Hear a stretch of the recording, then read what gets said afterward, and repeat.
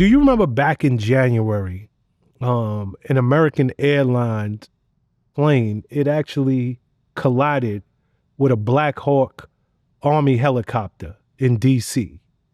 I do, and it wouldn't. Yeah, I do. Yep, and Do it you went to remember the that? ocean, or not the ocean, but yeah, the river or whatever was. Yeah, yep, you're 100. Yep, same one. Uh huh. Donald Trump at that time suggested DEI efforts were at fault. You know, he was like, diversity, equity, and inclusion. This is a classic example of that. Mm-hmm. Kirk comes out and says, if I see a black pilot, I'm going to be like, boy, I hope he's qualified. This is the first thought that comes to mind when he gets on a plane and looks in that cockpit and the guy wearing them wings waves at him and just happens to be black. My uncle was a pilot for like 20-something years. Yeah. He never had any incidences or whatever. I've had black pilots, but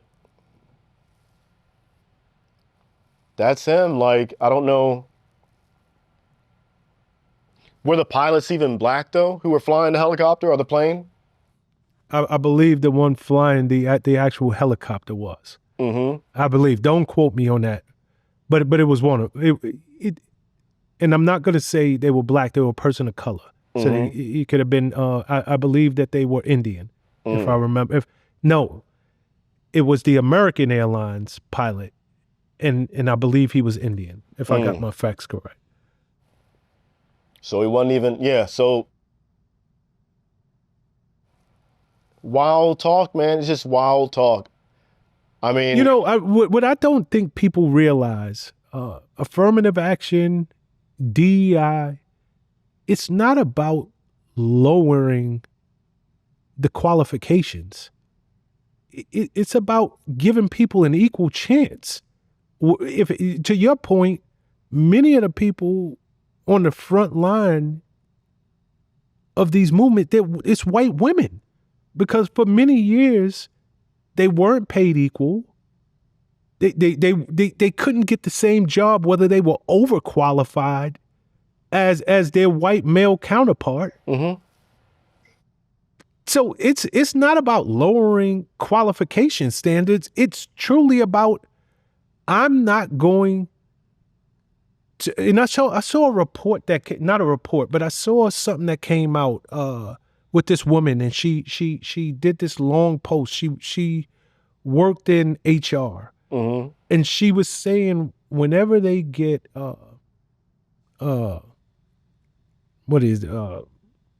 applications or what's the word that I'm looking for? Resumes, excuse me. And the name seems ethnic, they immediately are taught to put that resume to the side. They're not, those people don't even get the interview. They're not considered. It's pushed to the back. So somebody whose name is Ketanji, who just happens to be a Supreme Court justice now, had she not benefited, and I'm going to say, I'm sure she's overly qualified.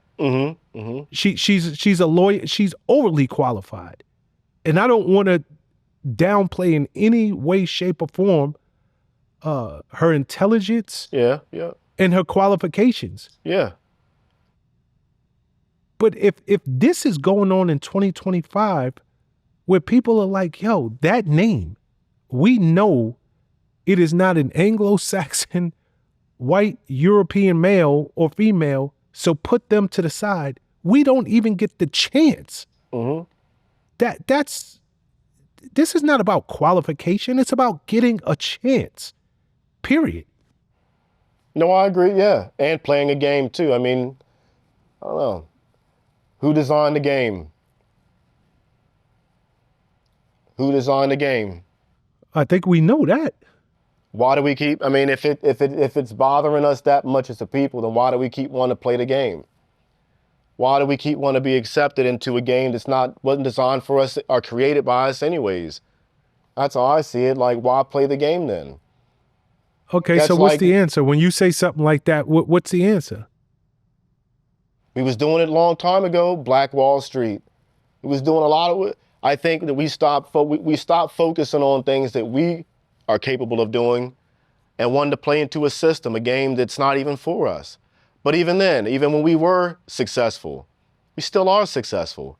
They burned it down or they bombed it, you know? I don't know. I think that if you don't want to play the game, if you don't like the way the rules are, change the game. You're trying to be accepted into not even society, just trying to be accepted in general by people who don't even like you. If that's what it is, why keep forcing yourself to get in and play this game? I don't know. I don't know. I don't think there is like an immediate solution right now, you know, not an immediate one. And if that's the way it is, like seriously, like what are we going to do about it? What can you do about it?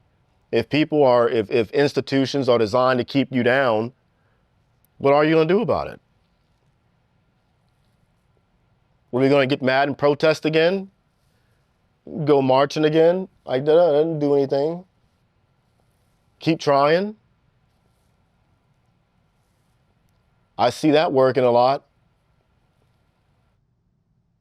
Yeah, I mean, look, Nick, we could go down this road. I don't know what the answer is. I don't think any of us do right now at this point. I don't. But I'm gonna tell you, as much as Sean Prez might disagree with Charlie Kirk's viewpoints on many of the issues. Fact, yeah. I do believe the starting place is exactly what he tried to bring into the world, which is